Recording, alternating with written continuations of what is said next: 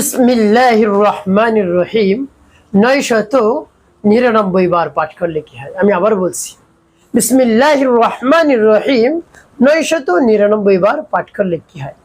খুবই দামি এবং গুরুত্বপূর্ণ আমলটি।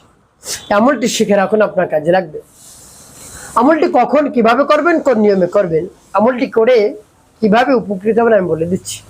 প্রিয় ভাই বোনেরা, বিস্তারিত জানার জন্য, আমলটি শিখে রাখার জন্য ভিডিওটি না টেনে না কেটে ধৈর্য এবং মনোযোগ সহকারে শেষ পর্যন্ত দেখতে থাকুন, তাহলে সঠিক নিয়মে আমলটি করতে পারবেন। প্রিয় ভাই বোনেরা, বিসমিল্লাহর এত শক্তি এবং গুরুত্ব রয়েছে। আল্লাহ রাব্বুল আলামিন এর মধ্যে অনেক শক্তি রেখেছেন। আল্লাহ হাবিব সাল্লাল্লাহু আলাইহি ওয়াসাল্লাম বলেন, প্রত্যেক কাজের শুরুতে বিসমিল্লাহির রহমানির রহিম পাঠ করো। যে কাজের শুরুতে বিসমিল্লাহির রহমানির রহিম বলে কাজ শুরু হয় না, সেই কাজ রেস্কারা থাকে, অসম্পূর্ণ থেকে যায়, অপূর্ণ থেকে যায়।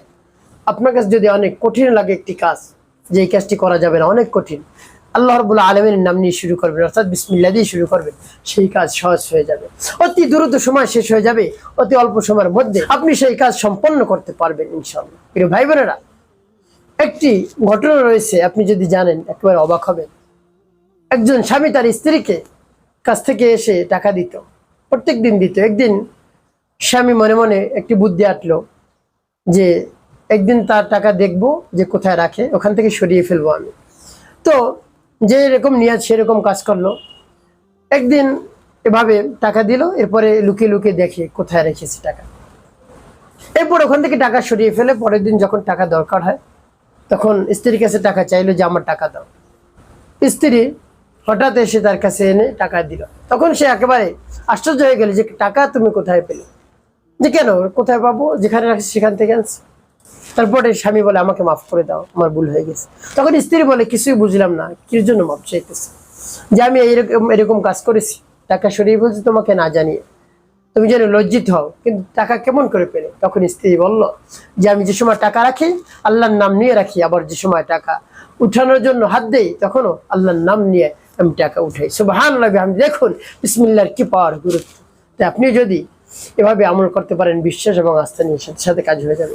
তবে 999 বার পাঠ করলে কি হয়? তবে 999 বার পাঠ করলে কি হয় আমি বলে দিচ্ছি। তো প্রিয় ভাই বোনেরা, আগে আমলটি শেষ করে নেই। তো আমলের শুরুতে কি করবেন? আপনি উত্তমরূপে পবিত্রতা অর্জন করবেন।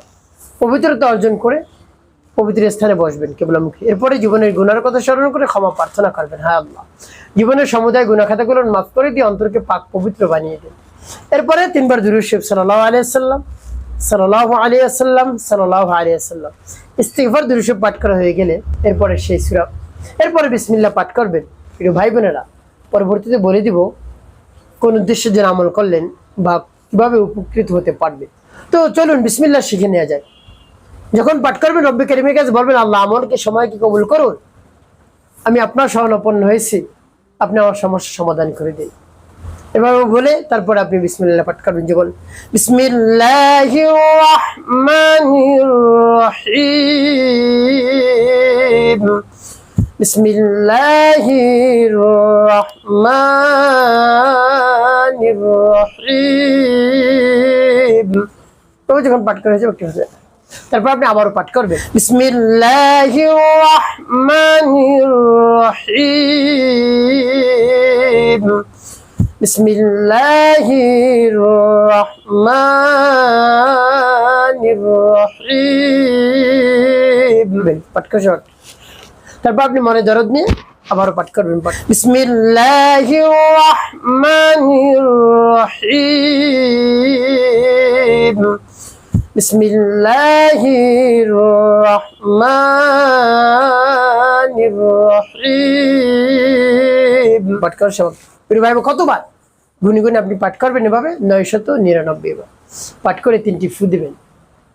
শেষে নবীজি সাল্লাল্লাহু আলাইহি ওয়াসাল্লাম মোহাব্বত নিয়ে, ভালোবাসা নিয়ে আপনি গুনি গুনি 9 বার দুরূদ ইব্রাহিম পাঠ করবেন। আল্লাহুম্মা সাল্লি আলা মুহাম্মাদিন ওয়া আলা আলি মুহাম্মাদ কামা সাল্লাইতা আলা ইব্রাহিম ওয়া আলা আলি ইব্রাহিম ইন্নাকা হামিদুম মাজিদ। আল্লাহুম্মা বারিক আলা মুহাম্মাদিন ওয়া আলা আলি মুহাম্মাদ কামা বারাকতা على إبراهيم وعلى آل إبراهيم إنك حميد مجيد. اللهم صل على محمد وعلى آل محمد كما صليت على إبراهيم وعلى آل إبراهيم إنك حميد مجيد. اللهم بارك على محمد وعلى آل محمد كما باركت على إبراهيم وعلى آل إبراهيم إنك حميد مجيد اللهم صل على محمد وعلى آل محمد كما صليت على إبراهيم وعلى آل إبراهيم إنك حميد مجيد اللهم بارك على محمد وعلى آل محمد كما باركت على إبراهيم وعلى آل إبراهيم إنك حميد مجيد তুমি যখন দরুদ ইব্রাহিম পাঠ করা হয়ে যাবে এবার আপনি দুটি ফু দেবেন। প্রিয় ভাই বোনেরা, আমলটি করা শেষ।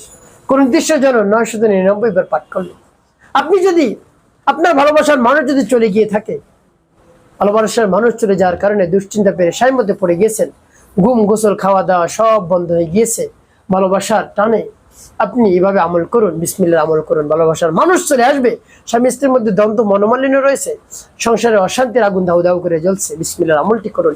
কঠিন রোগে আক্রান্ত, বিসমিল্লাহ আমল করুন। কঠিন বিপদে আছেন, মুসিবতে রয়েছেন, বিসমিল্লাহ আমল করুন। টাকা নাই, পয়সা নাই, অর্থ নাই, সম্পদ নাই, কিছু নাই, বিসমিল্লাহ আমলটি করুন। দেখবেন আল্লাহ রাব্বুল আলামিন সব সমস্যার সমাধান করে দিয়েছেন। আপনার মন একেবারে ভরে যাবে, মনটা একেবারে শীতল হয়ে যাবে, এরকম ফলাফল দেখি। তো প্রিয় ভাই বোনেরা, পরিপূর্ণ বিশ্বাস এবং আস্থা রেখে এভাবে বিসমিল্লাহর আমলটি করে দেখুন না কি হয়। অবশ্যই আপনি উপকৃত হতে পারবেন। একটি কাজ আপনাকে অবশ্যই করতে হবে, 5 ওয়াক্ত নামাজ আদায় করতে হবে, মানুষের কল্যাণে খিদমতে কাজ করবেন। অবশ্যই আপনার জীবন সুখময় হবে, শান্তিপূর্ণ হবে ইনশাআল্লাহ।